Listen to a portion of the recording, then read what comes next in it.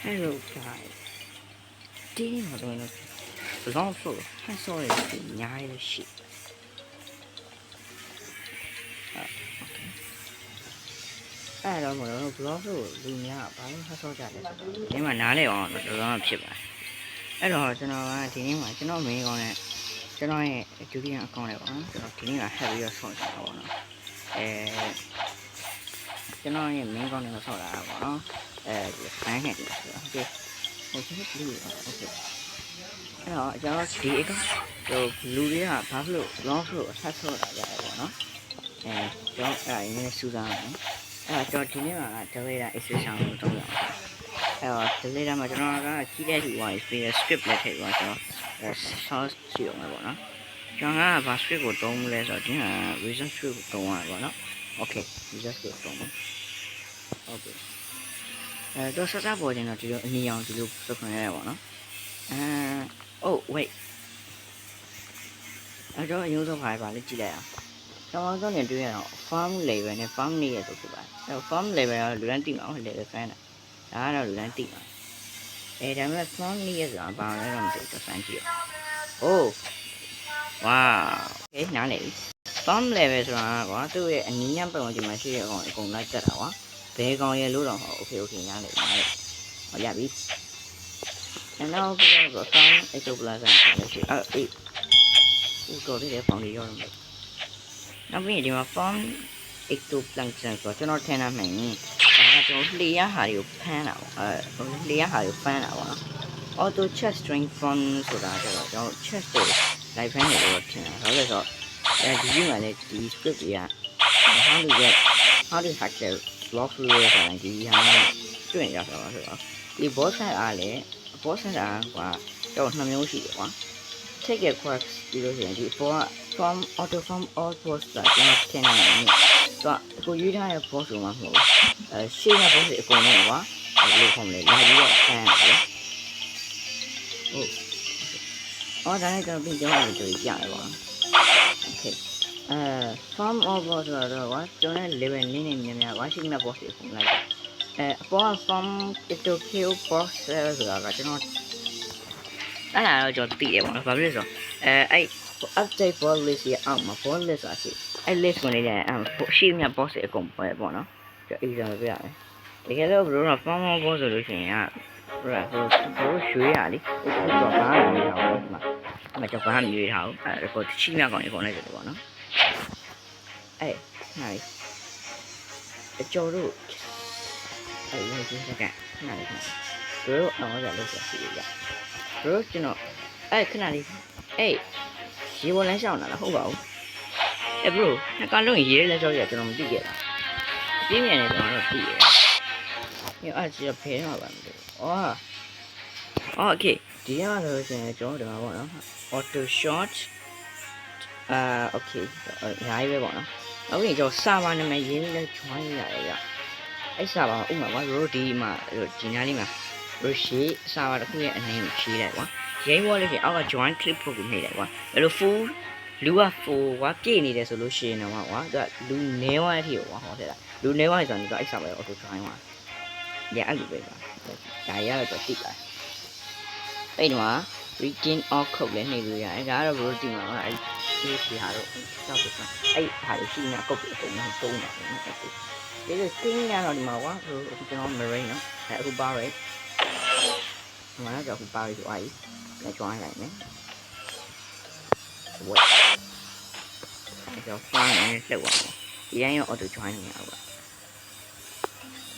အဲ့ဒီတော့လည်းအဲ့ဒါအဲ့လိုဘလို့ရှိရင်သူက speed ရဟလိုက်ရတယ်ကျွန်တော် speed ရနည်းနည်းမြန်နေဆိုတော့ဒီမှာမှန်တာပေါ့ local player and build speed hack ကျွန်တော်တင်မယ်ဒီအောက်က work speed ဆိုတာဒါကျွန်တော်ဖတ်ထားပြီးပြောတယ်ဒီဖုန်းဟာဆိုတော့ bottom ကspeed ကိုဖြစ်တာပေါ့နော်ဒါကကျွန်တော်ရေးလို့နော်ဒီမှာ300တင်ထားတယ်နော်ဒီ cloud လေးနှိပ်လိုက်မယ်ဆိုရင်ကျွန်တော်ဟိုဖြစ်တာပေါ့နော်ဟိုဖြစ်သွားလူတော့မြင်သွားဖြစ်သွားပေါ့တော့ cloud လေးဖွင့်မှဆိုတာချိန်မှာပြေးတာပေါ့နော် okay နောက်တစ်ခုကကျတော့ haki color လည်းချိန်လို့ရ haki color ကတော့သူက ampo on demand တွေက official newbie ကိုပုံစံနဲ့ MGP ကိုလေးလိုက်ရတော့ဟာကီကာလာတော့ကြည့်နေတယ်ဒါပေမဲ့တိုက်တယ်ဆိုရင်တော့ဒီကနေနှိပ်ပြီးကြည့်လို့ရတော့နော် yeah ဟုတ် yeah ကျွန်တော်ခုလက်ရှိတုံးနေတဲ့တိုက်တယ်ကတော့နိုင်တော့အားရတယ်ရိုးမြင်တဲ့အတိုင်းပဲကျွန်တော်ဥစဉ်ခိုးပလန်တိုက်တယ်တုံးတယ်ပေါ့နော် okay ကျွန်တော် inventory ပြရတယ်ကျွန်တော် inventory မှာတိတ်များများဆောင်မရှိတော့သူ့လေးနည်းနည်းပါနေတာအဲ့တော့ကျွန်တော်တကယ်ကြီးကျွန်တော်အကောင့်ထဲကနေ food လုံးမှသွားရကဲဒါတိတ်ပြီးတော့နည်းနည်းစကားမရှိပါဘူး accessory ဆိုလဲနည်းနည်းအဲ့တော့ fruit ဆိုလဲအများကြီးကောင်းစားရမရှိပါဘူး speedrun တို့ gas တို့ share တို့ပုံစံဒါပဲရှိကျွန်တော်တကယ်ကြီးကျွန်တော်အကောင့်ထဲကနေ do fruit မှသွားသေးတယ်ဗျမဲမဲနဲ့ do trade သွား yeah အဲ့ကျွန်တော်ဒီနေ့မကောင်းပါဘူးကောင်းတဲ့ fruit ဆိုတော့ gas ရဲ့ပြီးတော့ကျွန်တော်ဟတ်ထားတယ်ငုံနော်အဲ့ fruit ရကျွန်တော်ဘယ်လိုရလဲဆိုတော့ပြီးခဲ့တဲ့နှစ်ဘက်ကကျွန်တော်မနေ့ sorry ပေါ့နော်ကျွန်တော် love ram မှာအဲ့ဒါကိုပြီးမှဆက်တယ်ဆိုမယုံလို့ဝင်ကြည့်လိုက်တာပေါ့နော်အဲ့မှာကျွန်တော်ဒီ ice skating spawn တာပေါ့နော်ဘာလဲကျွန်တော်ဒီမှာပဲစပွန်ပြန်ပြီးစပွန်နေဆိုတော့ကျွန်တော်အခုလောဆယ် Roblox မှာပေါ့နော်အဲ့ retry internet connectivity ဆိုတဲ့ error တက်နေအဲ့ကြောင့်ကျွန်တော်တော်ရုံသိပြီးဆော့လို့မရအောင်အဲ့ဒီတော့ကျွန်တော်အခုမှ line ပြန်ဆော့တာဒီမှာပဲဆိုတော့ကျွန်တော်ဘယ်နားမှာ full spawn လဲကျွန်တော်ကအဲ့ဒီ run ကိုလိုချင်တယ် run ကိုဟိုဖြစ်တော့ run ကိုလိုချင်လို့ဆို run ကိုသွားလုပ်မယ်ဆိုပြီး post တက်တာဒီပေါ်ကိုအဲ့လိုတက်ဒီပေါ်တက်တာပေါ့နော်ဒီပေါ်တက်တာခဏလုံးနေတော့အဲ့အောင်ကျွန်တော်မဟတ်ဘူးနော်မဟတ်တော့ကြည့်ပါဘူးဒီတိုင်းဒီ short line ကနေ short ပါကျွန်တော်ကအဲ့မှာ run ချလိုက်တော့ run ကိုကကျွန်တော်အတိတ်နေရတာပါလို့ကျွန်တော် inventory မှာရှိတော့ကျွန်တော်ထပ်ပြီးတော့ run ကိုသွားလုပ်နော်ဘာမှမရပါလားကျွန်တော်အဲ့ boss မစပွန်တော့ကျွန်တော်အဲ့ဒီအနောက်ထဲဝင်ကြည့်ကျွန်တော်ကြည့်တာ chest လည်းမရှိပါလားဟာဘာဖြစ်ဘယ်ရောက်သွားလဲဆိုကြည့်ရမှာကျွန်တော် inventory မှာ run ကိုရှိရဲ့အပြင်မှာlevel ကအဲ့368တောင်ဖြစ်နေတာကျွန်တော်ငါတော်တော်တုံးပါလားဆိုပြန်ပြီးထွက်တာပေါ့နော်ကျွန်တော်အောက်ကိုခုံမစင်းနေတော့လည်းကွာတဲ့ကနည်းနည်းအဲ့ dash လေးကိုကျွန်တော်နည်းနည်းသုံးတဲ့အောင်လေ့ကျင့်မယ်ဆိုဒီဘောကနေလမ်းလျှောက်တော့မှဟုတ်တော့အပြောင်းလေးတွေ့ဆိုတော့ jelly fruit ဖြစ်ကျွန်တော် jelly fruit ကောက်ရတော့ဒီတုံးတော့ trade တော့ကျွန်တော်လေကြောကြီးရတယ်တော်တော်များပါတယ်ဆိုတော့ဘာလို့လဲဆိုကြည့်မယ်ဒီမှာဆို quest item ရဲ့ဝါဟာစီ okay legendary shot ဒီလာနေရှိပါဖြစ်တာ yeah ကိုကူဟုတ်ပြီ yeah ရိုင်းပါပဲ fruit မှာလဲဟုတ် fruit ရဲ့ location တွေအောင်တယ်ဘောဆွဲရရေးရှိတယ် stats မှာလည်းမြင်နေတာရှိတယ် yeah wait ခဏနေနော် no baby မထင်တဲ့အတိုင်းပဲ no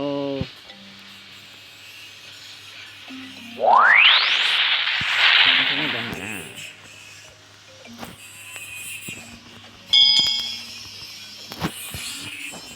းstop refund လုပ်ရမယ်ကျွန်တော် yeah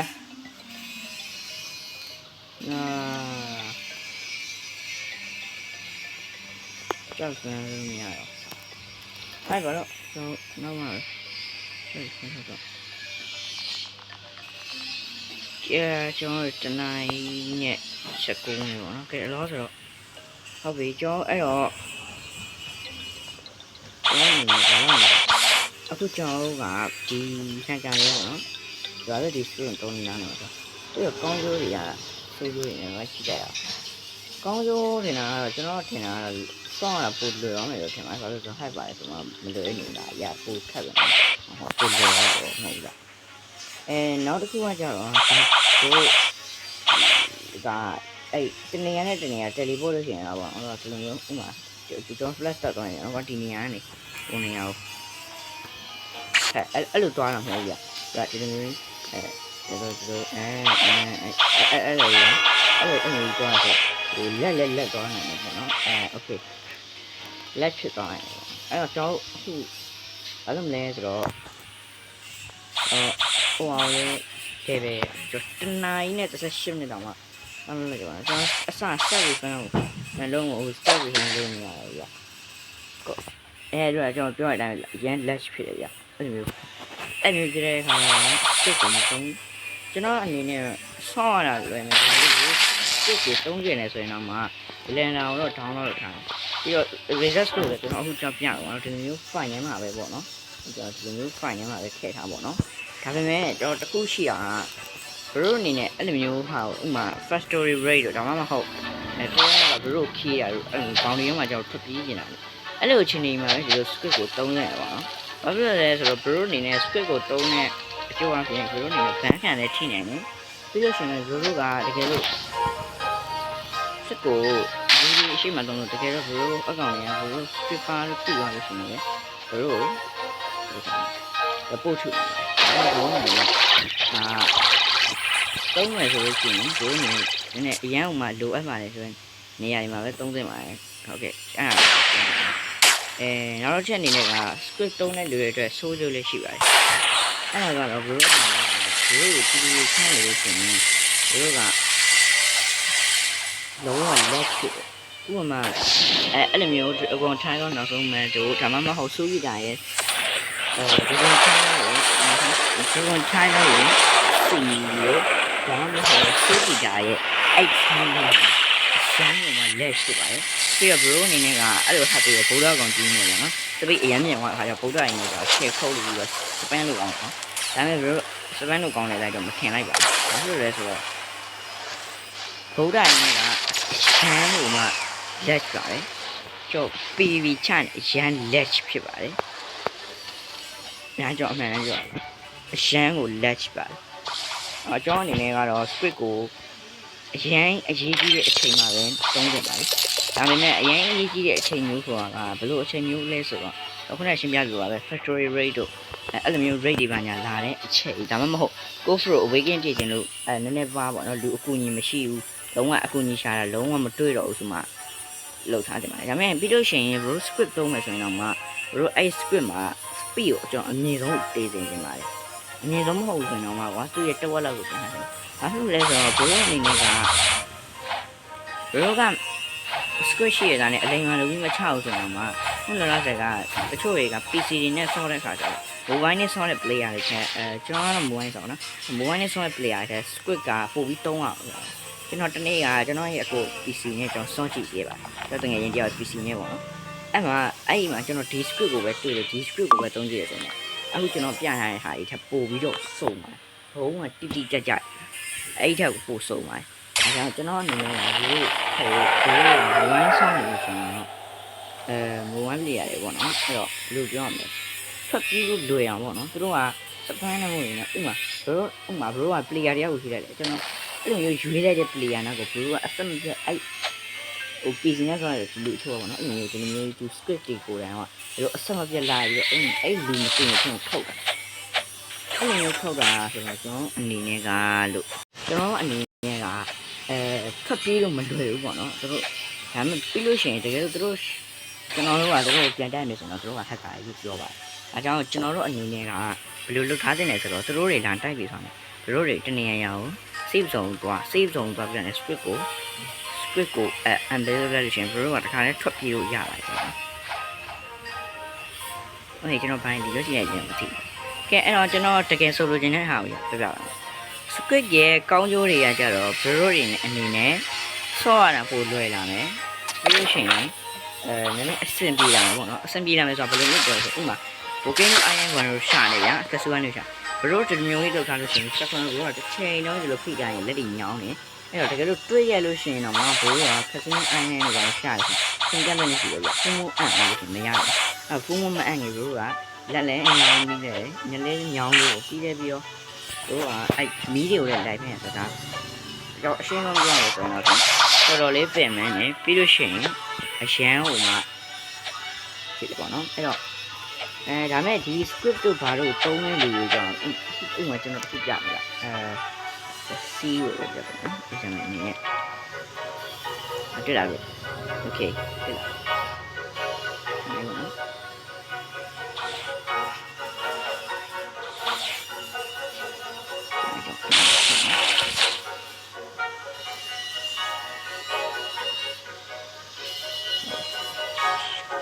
စီးတယ်ဆိုတော့ကျွန်တော်အခုဘာမှမနိုင်တာလုံးဝမနိုင်တာဘူးမရောပေါ်တော်ကြည့်လိုက်တော့ဘာမှမနိုင်တာအဲ့လိုမျိုး ကအော်တိုဝင်ဖြစ်ရဗျအဲ့တော့ဘရိုအနေနဲ့ကစစ်ပုံးမစင်ပို့ပြီးတော့တွေ့လာမယ်ဘရို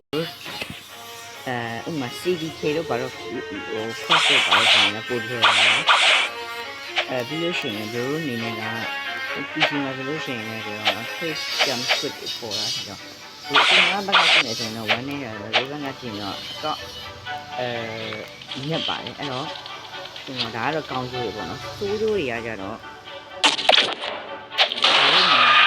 ဘန်းကန်ထိနိုင်ပါတယ်ရက်ဘန်းကန်ထိနိုင်ပါဒါမှမဟုတ်ဘရိုတို့တရားရံကဘရိုပို့ထုတ်လိုက်ရဲ့ဘန်းနိုင်ပါတယ်ပြီးလို့ရှိရင်စာပါထဲမှာလည်းဖနေရဆိုပြီးဘန်းကန်နိုင်ပါတယ်ရက်ပြီးရင်လည်းဆဲလို့ဆိုတာစမမဖြစ်တော့ဘဲနဲ့ရှမ်းဝင်လက်ဖြစ်ပါတယ်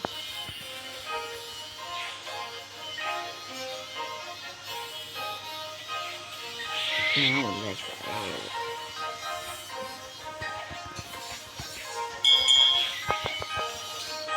โอเคจ้ะရန်လက်ဖြစ်ပါတယ်ပြီးလို့ရှိရင်ကျွန်တော်က